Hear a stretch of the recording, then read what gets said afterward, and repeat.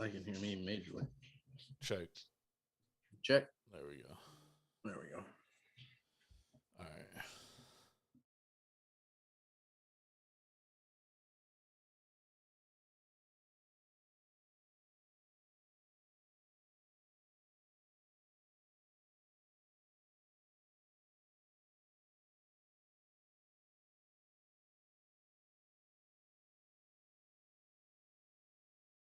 Let's make sure this is good. Check, check, check, check.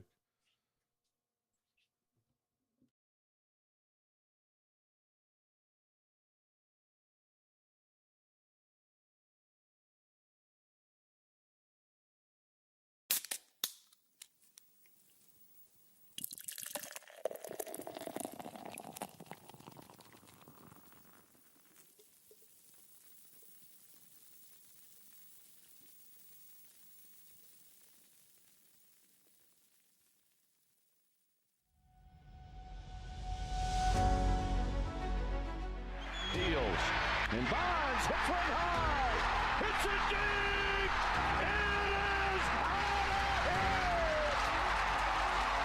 7:56. Bonds stands alone. 17 seconds from Game 7 or from championship number 6. Jordan open. Chicago with the lead. Washington outside left. Roethlisberger has time.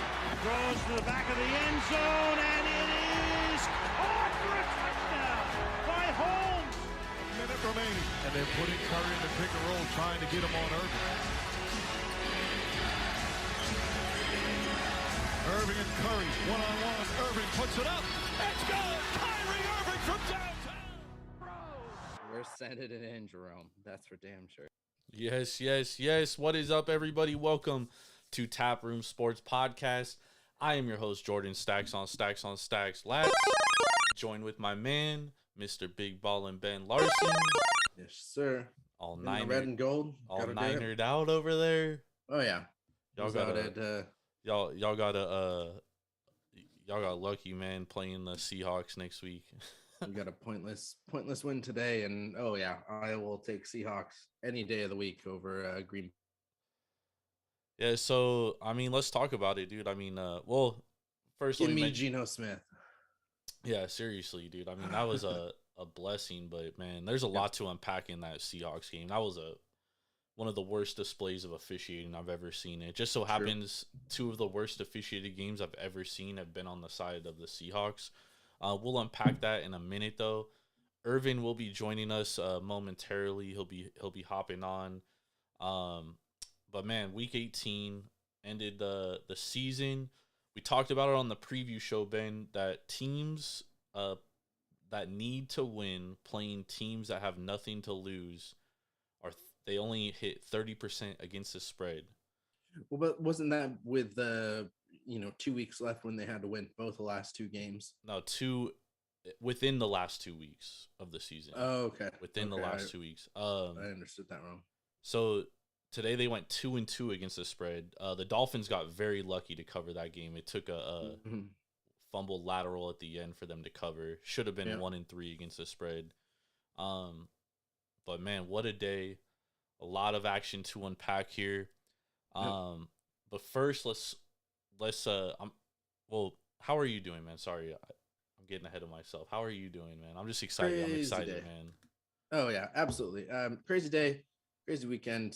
Wish we had another day there, but hey, I'm gonna be visiting you down in Vegas on Tuesday, Wednesday. So cannot beat that midweek trip out there, and won't be doing a live show, but maybe we'll save that for the championship weekend down in March. Hell yeah, man! Hell yeah! Excited, very excited, man. And I got a couple of good beers I'm drinking tonight too, man. Beautiful. I've got two great beers. One that is that it's easily found at your local supermarket, which I like how you mentioned that a couple weeks ago. Is like we should start doing that more. So I'm gonna be finding beers. At least one of my beers on the show is something that you can easily find, as well as the other beer being kind of one that's a specialty.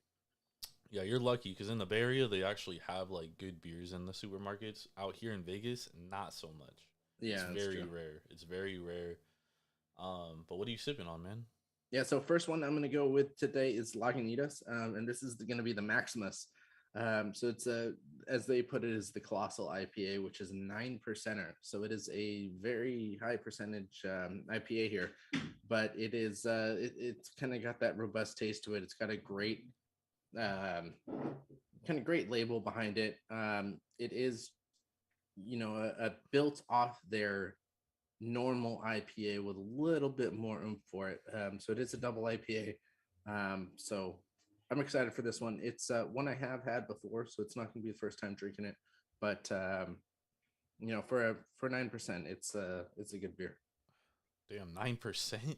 9%. Yep. You got that at the grocery store?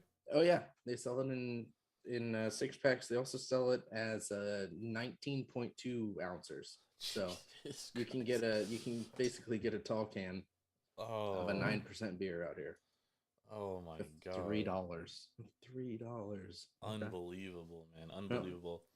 My first beer I'm sipping on is from Dewey Beer. This is the Secret Machine. This is an apple crisp a la mode fruit smoothie fancy beer. But it has lactose in it.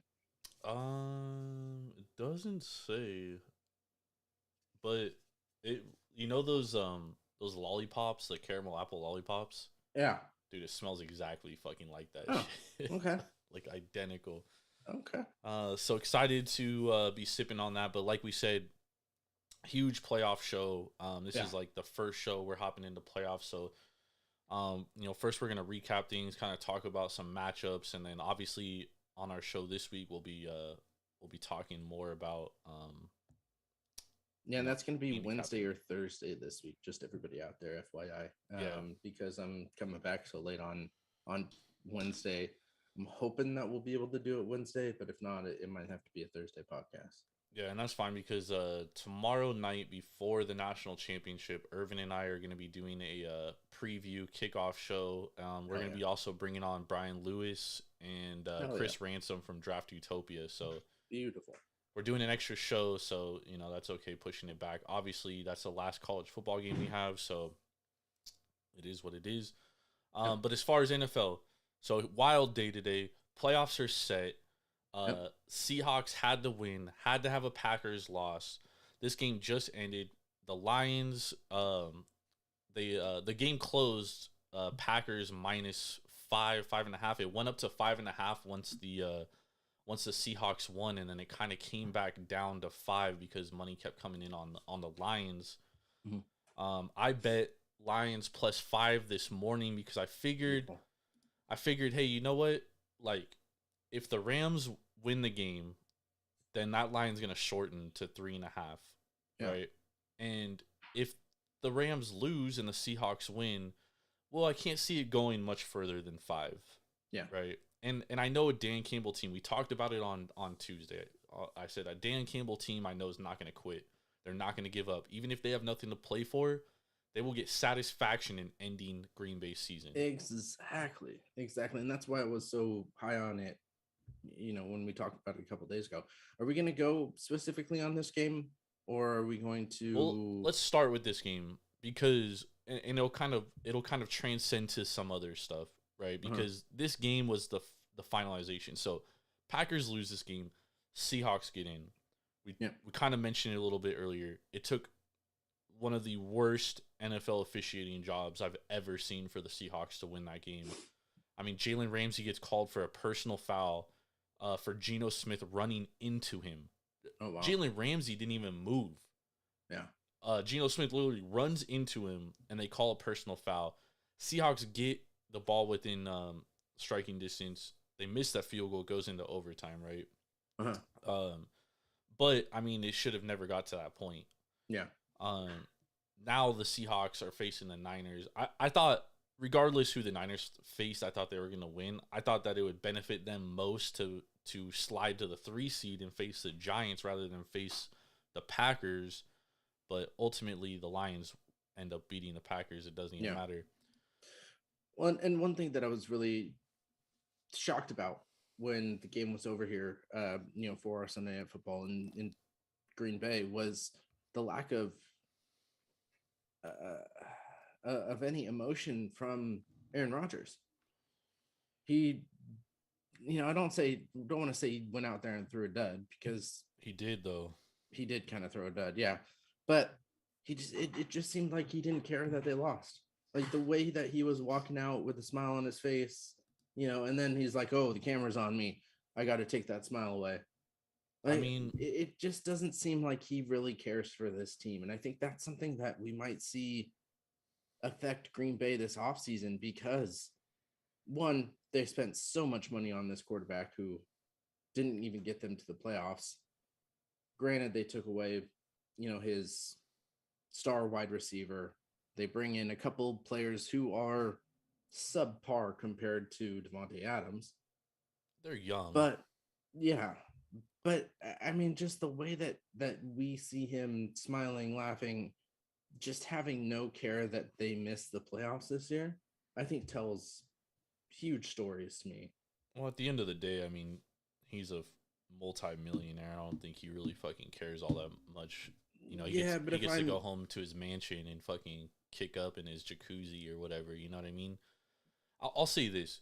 When the season first started, like, he had zero trust in his wide receivers, and that's kind of why they kind of struggled offensively. And then we saw Christian Watson, he really exploded at the end of the year. He starts to trust his wide receivers. They start to play a lot better, right? They won 4 in a row coming into the night. And I mean, they beat down the Vikings last week, a division rival, right? Yep. So, I mean, the Lions are a good team, dude. Honestly, I think the Lions are better than the Vikings. Yeah, I'll put that out there. I think they're better than the Vikings. I would much rather see the Lions in the playoffs than the fucking Seahawks, dude. Absolutely. I'll throw that out there too. Yeah. But, this happened last year in the playoffs, Ben, against the Niners. Rodgers just kind of fucking, he stopped trying to take risks and just played it too safe. And, he wasn't pushing the ball downfield. And tonight he made a couple throws downfield, right? But for the most part, Detroit was getting a lot of pressure on him with just rushing forward with Aiden Hutchinson. And, Rodgers, he struggled. He definitely did. To be honest, he struggled, and they probably would have had a touchdown early on if he ran it. He got a little antsy feet, and then by the time he decided to go start running it, the whole Lions defense came up, and then he overthrew his receiver in the end zone, led to a field goal. We saw this in the first matchup against the Lions. Like, they struggled in the red zone. They struggled in the red zone tonight. It was basically cost them the game. Yeah, but. I think the Packers, their defense played a lot better at the end of the year. I think that as a team going forward, they're going to have to assess, what they're going to do post Rodgers, because I think Rodgers, he may retire. Who knows? I don't know. We don't know what Rodgers is thinking, but he probably only has a year left. But I mean, at this point, with the way that he played this year, do you even want Rodgers back, or do you want to move on from him now? Why push this back another year? I mean, you could be right. Because he was the only good stat he had this year was he was tied. Oh no, sorry, that was 24th, not second. Tied 24th in interceptions. No, but 12th in yards, tied for 7th in touchdowns, tied for 24th in interceptions, and had 26th ranked QBR. Man.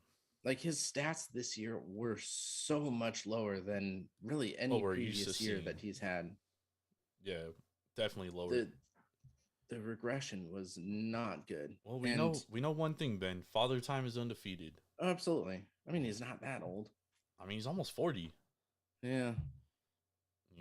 He came into the league when we were in high school. Yeah. So I don't mean to age us, but yeah, that's true. But it's a long time ago. If you think about it, it's almost 20 years ago. Yeah, I mean, but again, not one single stat where he had a record this year. No, and the thing with Rodgers is Rodgers is one of the greatest quarterbacks to ever play this game. I won't deny that, but he seems to shed a lot of shed a lot of blame onto others. Like in the beginning of the year, it was his receivers. Like, oh, they're not running the right routes. We're not on the same page. Like, we need to get better. They need to get better. It wasn't we need to get better. They need to get better. You know, they need to do this. They need to do that. And then, you know, they played better. I thought things were kind of turning the corner, but you know, ultimately the Packers are done. They're out of the playoffs. Rodgers gets sent home, and you could be right, Ben. Rodgers could get traded. You know what I mean? There's a lot of teams that need quarterbacks. There was a lot of dog shit quarterback play this year. You know, a team like the Commanders, that's a team that's possibly a quarterback away from being good. Although Sam Howell looked very good today. He did. Very, very good. Yep. And let's move on to that game right now. That's a good transition. Ron Rivera did a lot of things wrong in his tenure as Washington coach. We can add not starting Sam Howell until the last week of the season. Maybe tops the list of bad shit he's done. Yep. I mean, this guy has to get fired tomorrow. I know Dan Snyder's a dog shit owner, but if I'm the owner of the Commanders, it's like last week he didn't even know his team could be eliminated from the playoffs with a loss and a Packers win. And then this week you start Sam Howell. Sam Howell goes out there and looks better than Taylor Heineke and Carson Wentz looked all season long. And if I'm the owner, I'm going to Ron Rivera saying, why did this kid not start 10 weeks earlier? Like, we probably make the playoffs if he starts. So 2 things, Ben. 1, Commanders, Sam Howell, going forward, what they look like. Number 2, are we worried about the Cowboys heading into the playoffs because the Cowboys have not looked good in the last few weeks? Yes and yes. You know, I just remember last year how much, I'll start with the Cowboys, how much emphasis that the Cowboys had going into the playoffs, how they were such a good team. And then to be absolutely obliterated by the 49ers was, you know, beautiful to watch in my eyes, being a Niners fan. But at the same time, this was supposed to be the year that, okay, we saw what happened last year. We're going to build from that.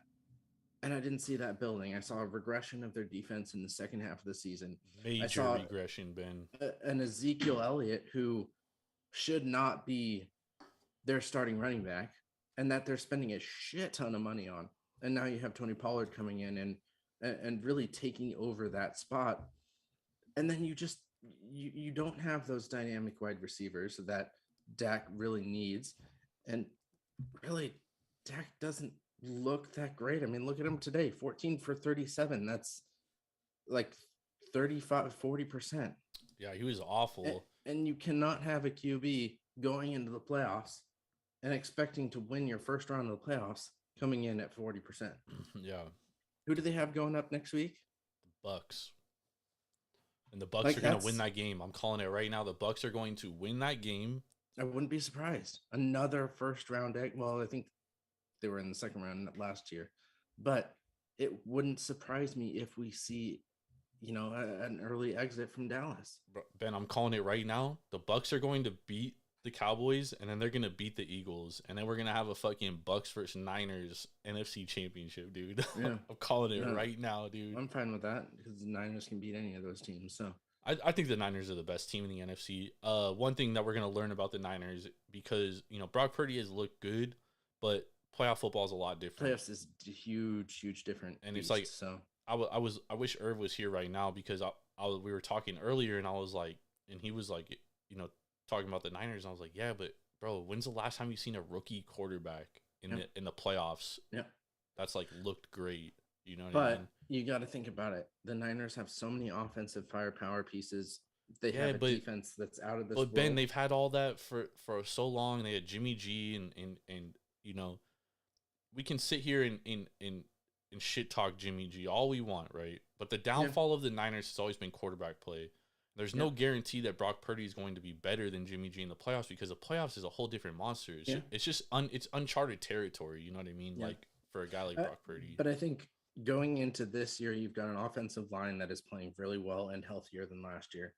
But they've always had a good offensive line since Shanahan's been there. Good.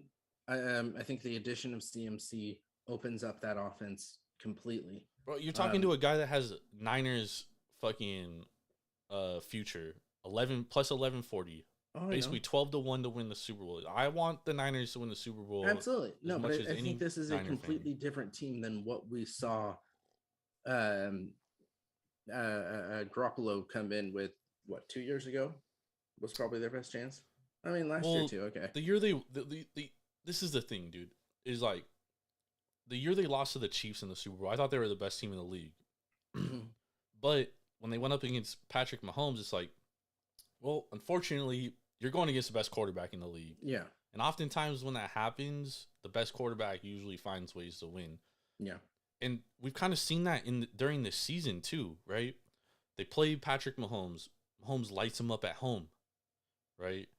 Early on in the season, they lost a lot of tough games because they were hurt a lot. Yeah. But that's my biggest concern going forward is because the NFC's dog shit, dude. Like, I think the Niners, with or without Brock Purdy, I don't care who their fucking quarterback is. You could throw me out there, and they're probably going to win the NFC. That's how dog shit the NFC is. Yeah. But it's playing the Super Bowl is what concerns me because in the AFC, you got Burrow, Josh Allen, and Patrick Mahomes. Mm-hmm. One of those three teams is going to be in the Super Bowl, and those are three fucking great teams. Oh, absolutely. You know what I mean? So that's what concerns me from the Niners' perspective. Not getting through the NFC. Unlike last year, you're going to have the best defense. Well, maybe you could say the Niners have the best defense last year. But I mean, Niners, Rams, they were both two of the best defenses. Yeah.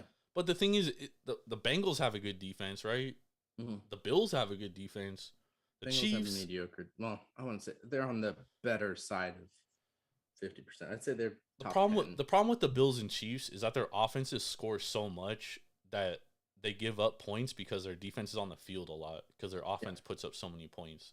That's a problem with both those teams. The Bengals can kind of adjust their play style depending on who they play. Like when they play the Chiefs, they play the Chiefs really well because they can match the Chiefs offensively, but they have a better defense than the Chiefs. Yeah. Now the Niners, when they play those three teams, if they face those three teams, they're going to have to shorten the game, which means they're going to have to establish the run, shorten the clock, and play field position because they do have the better defense. Niners have the best defense in the league. There's no question about that. Yeah. Healthy Niners. Sorry, we got off a little bit. Dude, the Chargers, Ben. What the fuck are the Chargers doing, dude? They have nothing to play for today. They couldn't have been better than the 5th seed, and they couldn't have been worse. They go and throw their starters out there. Mike Williams gets hurt. Joey Bosa gets hurt. Yeah. What the fuck are they doing, dude? Yeah. What is the point of playing your starters? It doesn't make any sense. There's 0 point in playing your starters other than getting them back into, I think that's why we saw Elijah Mitchell and Deebo Samuels play in the Niners game, was getting them back to that game speed. And I think that's something that you could at least put Bosa into that category. But, it's... I don't even think it's worth risking it, though. That's a huge risk, especially with, as you're talking about earlier, the AFC is such a strong conference that you need every single one of those players if you're going to have even an opportunity to get past even the first round. Yep. And now they're going to majorly struggle in this first round because they're so banged up. To be honest, I wouldn't be surprised if they don't get past this. They play the Jags. Even then, the way that the Jags are playing, I wouldn't be surprised if Jacksonville wins this game. And that was a surprising thing to me is because I looked at it and there was a reason why the line ballooned to Broncos -6 before kickoff is because everybody had the same thought process as me, where it was like, okay, we're the 5th seed, we're gonna face the Jaguars. We probably have the best first round matchup of any AFC team, right? Yeah. So we might as well just rest everybody because we're already a banged up team. Let's get healthy and let's prepare for next week against Jacksonville. Yeah. Well, then Herbert comes out. I'm like, dude, what? Why are they playing their starters? This doesn't make any sense to me. This is a meaningless game. And they played them all the way into the 3rd quarter. and it mind-boggling, dude. This is another move by Brandon Staley, and I don't know if it's Brandon Staley's call. I don't know if it's the GM's call, but yeah, you know, Brandon Staley's made a lot of questionable decisions, and like this is another one. Now you lose Mike Williams. They say he had back spasms. X-rays are negative. Joey Bosa, we don't know, but I mean, you don't have those two guys going against Jacksonville. I mean, Trevor Lawrence has looked good. Yeah. Oh, yeah. Although Jacksonville probably should have lost to Tennessee, if we're being completely honest, dude. But they didn't. Jacksonville had one first down in the second half and still won. Yeah. But they didn't. They got there. Really, and looking at this matchup for next week, I only see 3 games that are going to be close. I think half the games will be close. Half the games are just going to be destruction. But it's yeah, I know we're getting ahead of ourselves here. Well, I mean, what games do you think are going to be destruction? I think San Francisco is going to destroy Seattle. I agree. I think Cincinnati is going to destroy Baltimore. I agree. And I think Buffalo is going to destroy Miami. Yeah, I don't think Miami's that good. Yeah. Especially if Tua's not back. But Buffalo seems to find ways to play down to their competition. I mean, like, dude, today, like, there was a lot of emotion in that building. But I mean, it took Great two way to start. It took 2 kickoff returns for them to win that game, dude. I mean, the odds of that happening aren't very good. No. And you got to throw into consideration too that Mac Jones threw a few interceptions, and they still it took those 2 kickoff returns for them to win that game. Yeah. Playoffs are just a different animal, but I agree, dude. I think the Bills are definitely a better team than Miami. And then I definitely think the Niners are a much better team than the Seahawks. The Seahawks, of the Packers, Lions, and Seahawks, the Seahawks were like the only team I didn't want to make the playoffs because they're fake good, dude. They're just not a good team. Yeah. And they're gonna get. There's no lines out, but if that line isn't like -9.5 Niners, then I don't know what the fuck's going on, dude. Yeah. Do we have opening lines here? Well, I've seen like some East Coast books put lines out. Nobody out here in Vegas has put anything out. So the East Coast lines might be a little stale. We got Niners -9.5. Damn, I called that right on the fucking money. And this is 8.5 on my bookie. Damn, Circa has it -10. They just put it up. Oh, it just dropped to 8. Really? Yeah. And then we got. Let me see. Got Chargers -2.5. Oh, wild card. We got yeah, dude. I see it. I think the Jags should be a favorite in that game at home. Yeah. I would expect Jags to be a short favorite. Bills -10.5. Yeah. Giants we got +3. Vikings. Give me the Giants money line all day. They're probably gonna beat the Vikings. Yeah, +123 there money line. And Cincinnati Cincinnati -5.5. Like I would take that and run. Yeah, I like. Even if Lamar comes back. Yeah, bro. And Dallas -3. What tells me that Dallas is going to do anything? I mean, yeah, give me the bank. Give me the Bucks next week, dude. I honestly, I think the Bucks are gonna find a way to make it to the NFC Championship, bro. Like, I already feel it. I'm just going to find a way to cope with it. Yeah, you know what I mean? Because like, it's just gonna happen, dude. It's just bound to happen, man. Yep. Before we came on air, Lovie Smith got dismissed as head coach from the Texans. I don't want to say fired because I don't think he was ever their long-term replacement. I just think absolutely. I think he was there because he was the only guy willing to take the job this year. Yep. But and we even talked about that last year.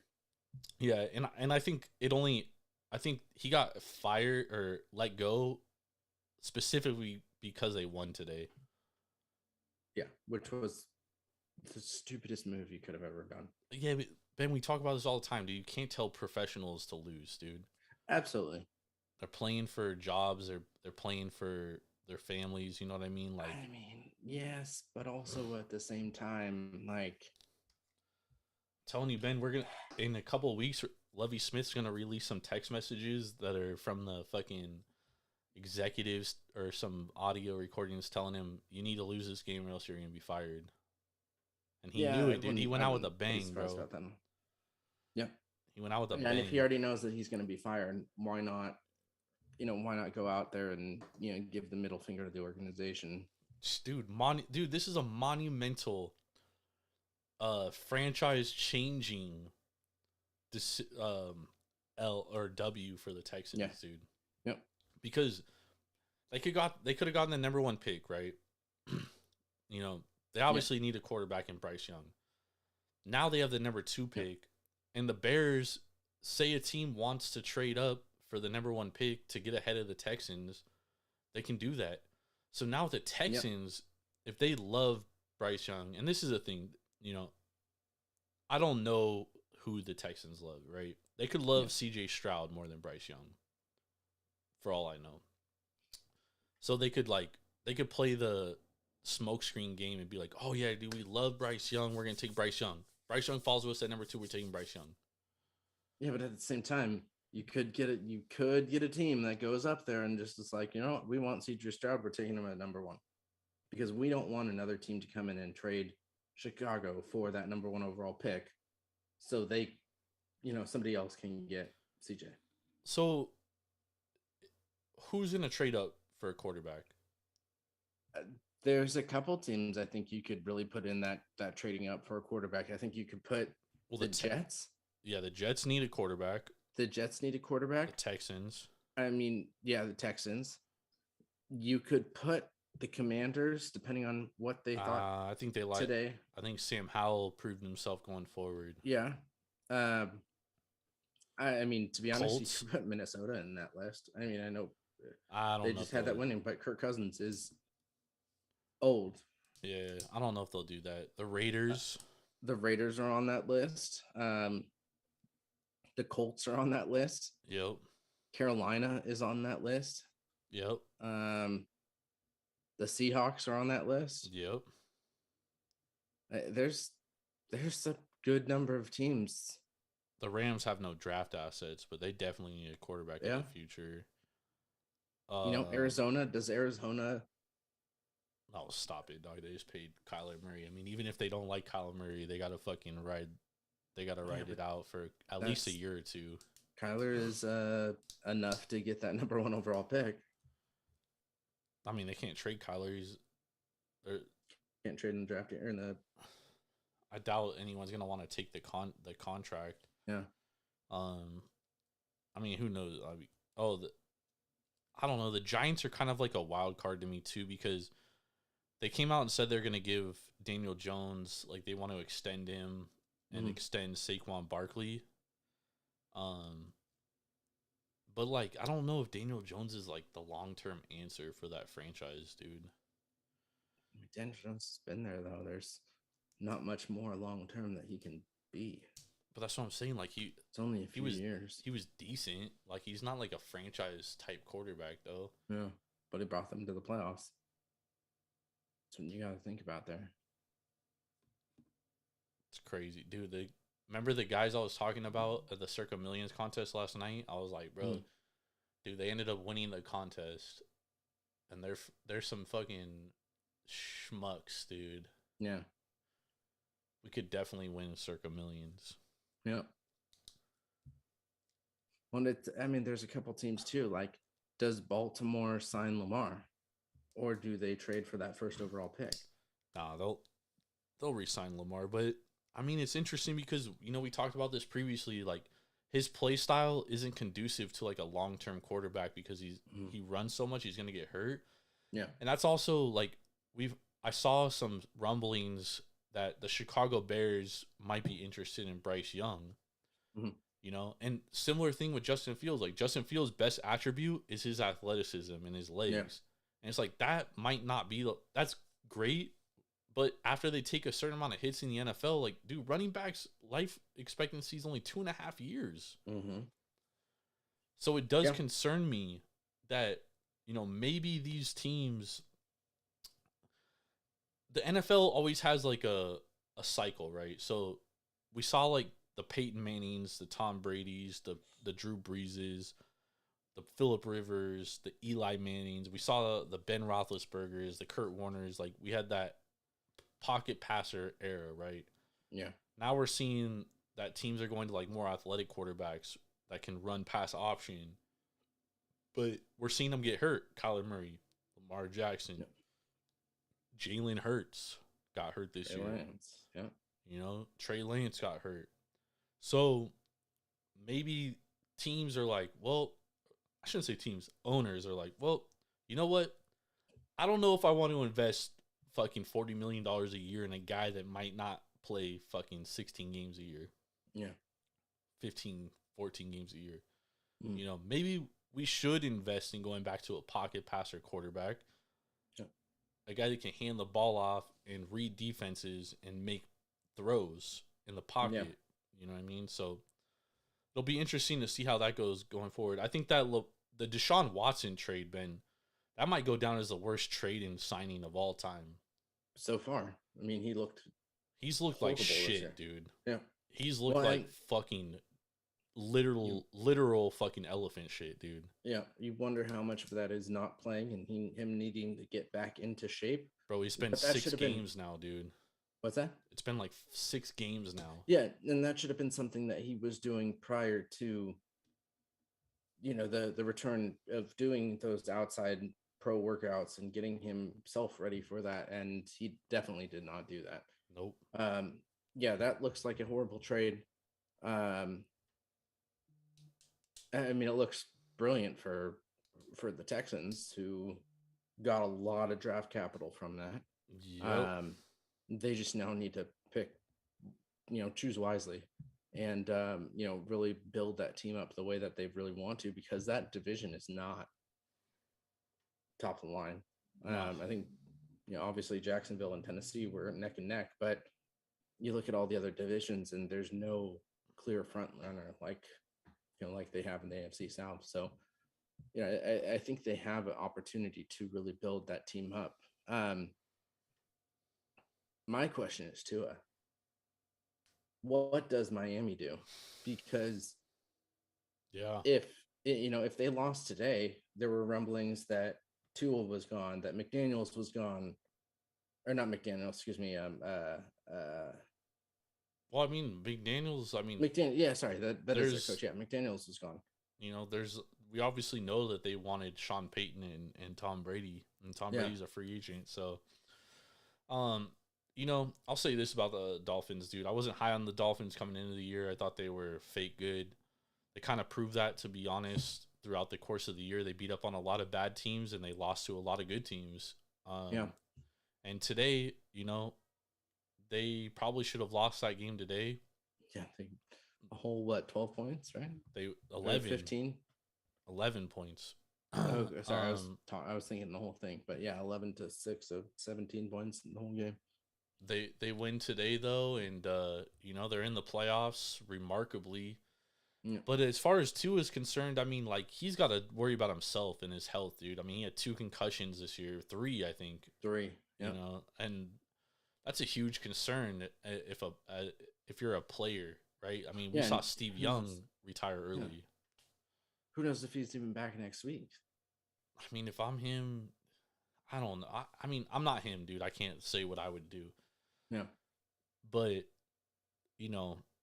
Skylar Thompson isn't the answer, though. He's not going to get them by, who do they play next week? Buffalo.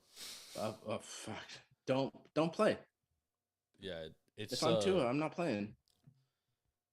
Yeah, I don't think he plays, dude, to be honest. I mean, I know they beat Buffalo in a miracle at the beginning of the year, but Miami, outside of that, like, obviously Tua's gonna have to make a decision on what he's gonna do going forward. If he decides to retire early, which I wouldn't blame him, then they're left at this crossroads because they don't have a first round pick. Yeah, and it's kind of up in the air what they're gonna do. Their defense isn't great anymore. Their defense was great the last 2 years, but it's starting to look like that was a lot of on it is because Brian Flores. Yeah. and Brian Flores is gone, obviously. So the Dolphins are in an interesting position, man. They had a lot of draft capital, and they might have thrown it all away for nothing, to be honest. Yeah. So they're gonna have to figure shit out, especially if Tua retires early, because I mean, I don't even think Tua is a great quarterback, regardless. You know what I mean? He's like, on the better side of 50%. So I think he's like an average quarterback, dude. Like they won a lot of good games. They won good games. They won games against bad teams, dude. They weren't beating good teams with Tua. It took them. They won that game against Buffalo, second week of the season. Buffalo's missing 6 starters on defense, dude. That's like unheard of, bro. That's more than half of your defense is out. yeah, I mean, you beat the Bills, you beat the Ravens. Yeah, but the Bills, like I just said, they had 6 starters out on defense, dude. They had their entire secondary out. That's pretty much it too. Because then they beat the Patriots, the Jets. Or sorry, no, they lost to the Jets. The Patriots, the Steelers, the Lions, the Bears, the Browns, the Texans. And the Steelers, when they barely beat them too. The Steelers were in that game. 16-10. Yeah, and they were like 7.5 point favorites in that game. Yeah, didn't even cover. And you put them up against a playoff caliber team, and all of those are L's. The Bengals, the Vikings, bro, it's so funny. The Chargers, the Bills, the Packers, the Niners. Yeah, they're just not a good team. Yeah. Let's take a break real quick, and then we'll hop back in here and we'll talk about some of these games next week. Sweet. All right. So stay with us. We will be right back.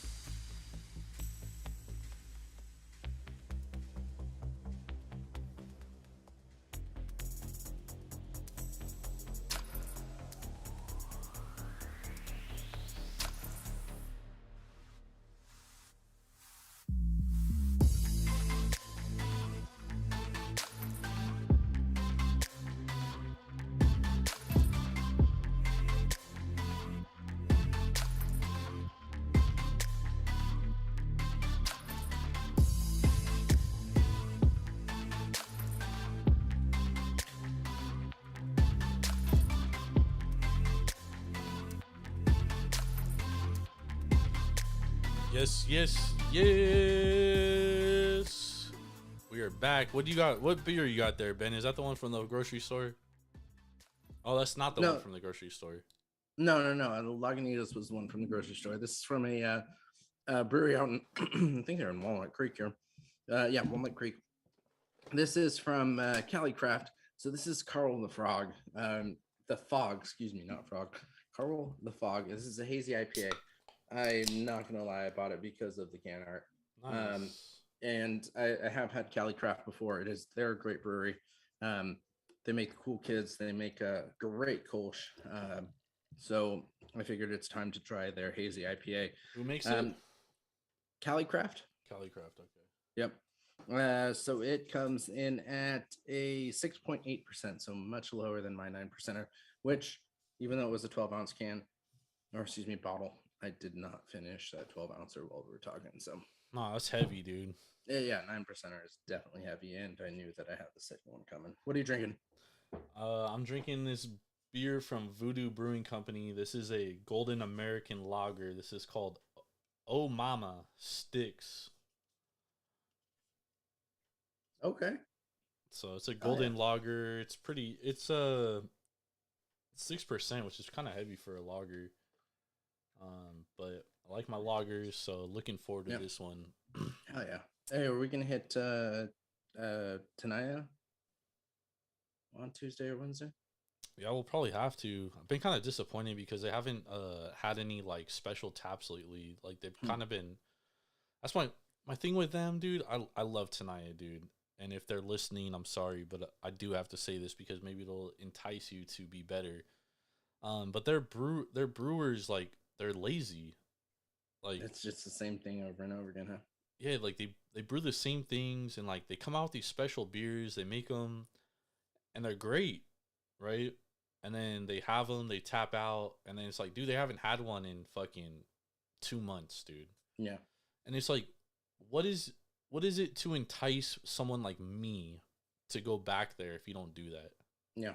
You know what I mean? And like, and there's so many breweries in Vegas too. I mean, there's getting more.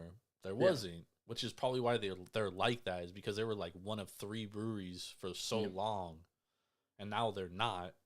Yeah. So I mean, they have to change, dude. They have to adapt to the times. Yeah. And they haven't been able to do that. And it's like every time I go in there, they're dead, and it's like there's a reason why you're dead. Exactly. You know, like you don't entice people to come in here. Like you just serve the same shit over and over and over again. You need to have new stuff constantly, dude. Like you should have like 3 to 5 taps of new stuff every 2 weeks. You know, you only have to make a keg of it. Yeah, it's tough to do when you're brewing. Especially when you have a brewery like they do. You've seen their production. They have plenty of fucking opportunity. Yeah, but again, you're not just going to brew a few kegs worth of beer.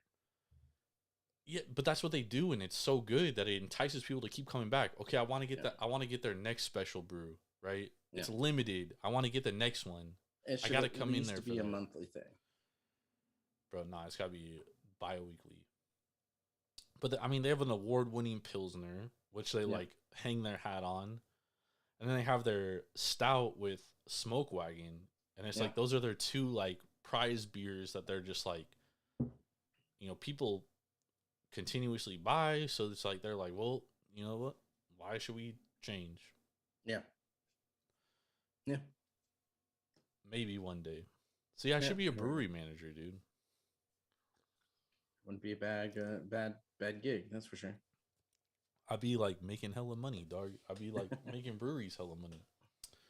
All right, so we got some lines out for these games next week, man. We got Dallas and Tampa on Monday night. The only Monday night game. Right now, Tampa +3 at home against Tampa. I think that line is short. Ooh, Jacksonville already switched to +2. Sorry. Jacksonville, dude. Jacksonville opened +3, +2.5. It's already down to +1. Oh, my bookie's showing it as +2. I would get it right now. Yeah. I already put a bet on the Bucks +3 because the Cowboys are not good. They're gonna lose that game next week, by the way. I actually like the Jaguars next week too. At +1.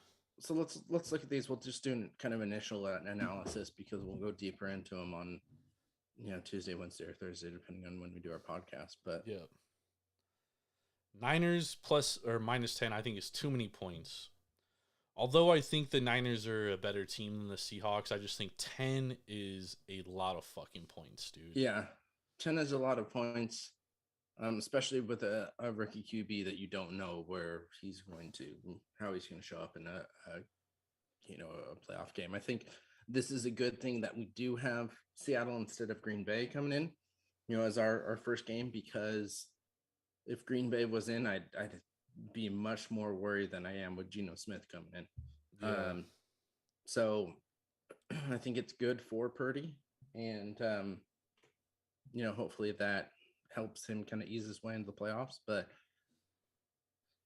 10 is a lot. I think you'll see a lot of a fluctuation in this line throughout the week. I mean, I think we can even probably see it drop down to Maybe an 8.5. If it goes down to 8.5, I will fucking absolutely, like I told you, dude. If the line was 9.5 or less, I would fire the shit out of. I would fire on, the Niners like unreasonable amount, dude. Yeah. And I think because of that reason, I don't think it's gonna get any lower. I think nine maybe the lowest it'll get, Ben. Yeah. Because it opened 9.5, it's already been bet up to 10. So that tells you. I thought it was at 10.5 when it opened, but No, it opened 9.5. It's been bet up to 10. It went up to 10.5. Went back down to 10 at some spots. Okay, that's why. So I mean, I still like lean the Niners in that. Like, I'm not gonna bet on the Seahawks, dude. I'll put it that way. You know what I mean? Same thing with Miami and Buffalo. 10.5 tells me Tua is not gonna play. Mm-hmm. However, that's a lot of fucking points. That's a lot of points for a playoff game. But I wouldn't bet on Miami.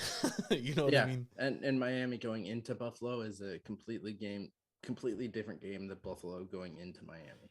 Yeah, but I mean, Miami went into Buffalo when it was pouring ass snow. Remember, they were throwing the snowballs and shit, and Miami covered. Yeah. They covered the 7.5. So, but Tua was playing. Yeah. And while I think Tua is mid, I don't think he's great. You know, he's definitely better than Skylar Thompson at this point, or Teddy Bridgewater. Teddy Bridgewater too, yeah. So that one hurts. I think Baltimore, Cincinnati at 6. I think that line is pretty sharp. I'd probably have it right there. I got no play on this one either. Probably lean Cincy. That means Lamar's playing.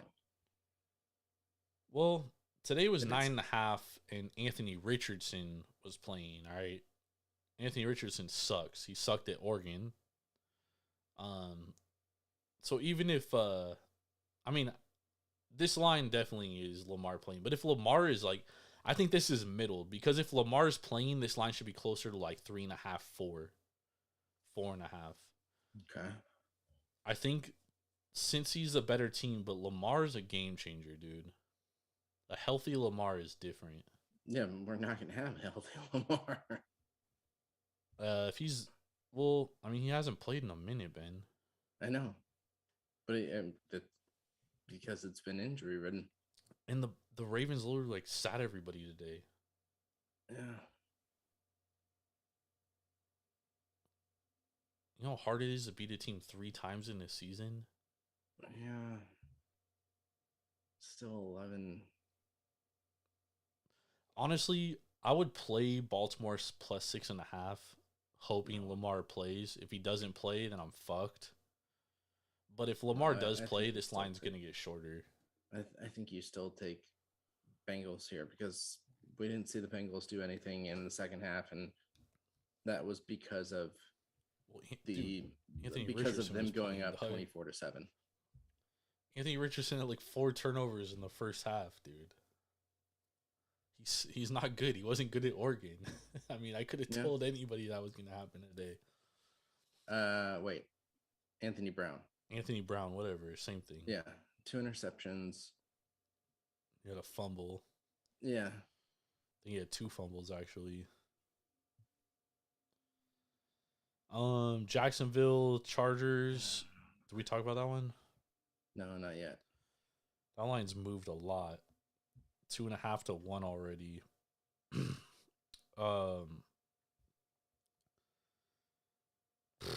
I have it at 2 at my bookie, so that's so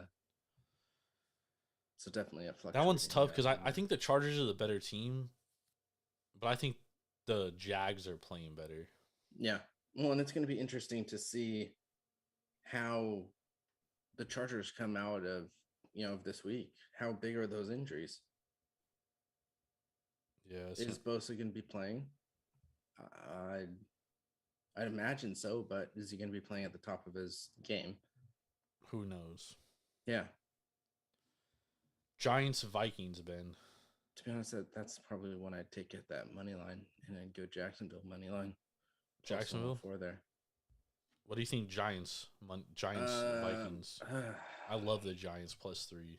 I'd go with the plus 3. I don't know if I'd take the money line here. I'd take a money line. The Vikings suck, dude. They're not a good team. Yeah, but the Giants aren't great either. Nah, but they still got the better coach, Brian Daboll. It's true. They do have the better coach. I mean, dude, they played all practice squad guys today. They had a chance to tie the game against the Eagles. Yeah. Eagles were playing their starters. Yeah. Dude, that shit was incredible. The Eagles should have smashed the Giants, dude. But the Giants, like, Brian Daboll and what's the Lions head coach name? Dan Campbell. Very similar, dude. Like, their teams just like would fucking run through a wall for them, dude. Yeah. Dable's gonna find a way to fucking win this game, dude. And what time's the game at, Ben? The game is at 3:40. So 12:40? 12:40? Damn, the Vikings might have got away with one not playing a primetime spot because we know Kirk Cousins folds. Yeah. I still like the Giants in this spot, dude. I don't think. I mean, the Vikings they're not a good team, dude. They're really not. Yeah, Vikings at 1:30. They're not a good team. No. They're the worst 13-win team the NFL has ever seen in the history of the NFL. I don't know about the history of the NFL. I don't. My history of the NFL doesn't go back that far, but they're not a good 13-win team. The worst 13-win team. They are the only 13-win team I say have an opportunity of losing next week. Ben, they're a 13-win team with a -3 point differential, dude. Yeah, that's bad. That's so bad, dude. Bro, they got a worse point. They got a point differential. Oh my god, -3. I've never seen anything like it, dude. No. First place, the second place team, Detroit Lions, have a better point differential than them, +26. And the Lions aren't in the playoffs. Yep. Just pathetic, dude. I mean, the Bucks point differential is garbage too, but the Bucks have a losing record, so to be expected. Yeah. You know. It's surprising to see New England out of the playoffs with a +17 point differential. Well, Mac Jones sucks. Yep. I should have never done that. Yep. Well, I guess you could say Tampa Bay too, -45. That's what I'm saying, but they were a losing team. They had 8-9 record. Yeah. You know, so they weren't good. But they're gonna beat the Cowboys. Mark my words. I wouldn't be surprised about that. I really wouldn't. The way that the Cowboys have just been playing the second half of the year. Terrible, Ben. It's kind of ridiculous.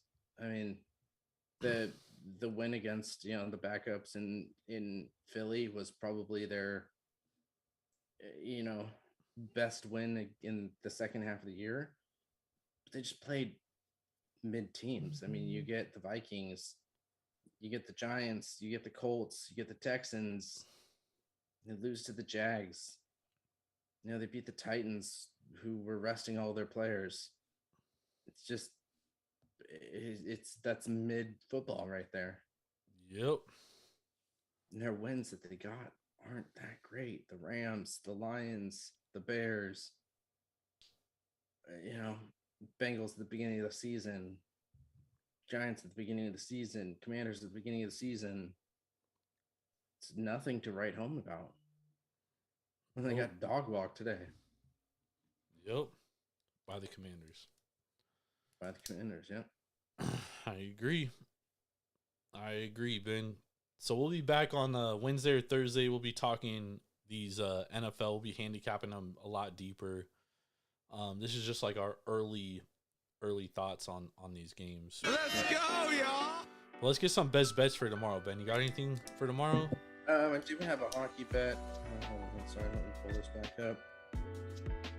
Tomorrow, I'm going to go LA Kings money line here against the Oilers. They're sitting at -115. Really, to be honest, it's the only one I really like tomorrow. Yeah, that's okay. I don't trust any of the money line or the puck lines here, and I can see a lot of these games flip-flopping with the Preds and Sens, with the Kraken and Canadians, and then the Flyers and Sabres. I do not trust any of those, even to bet money line on those. So we're going to go Kings over the Oilers.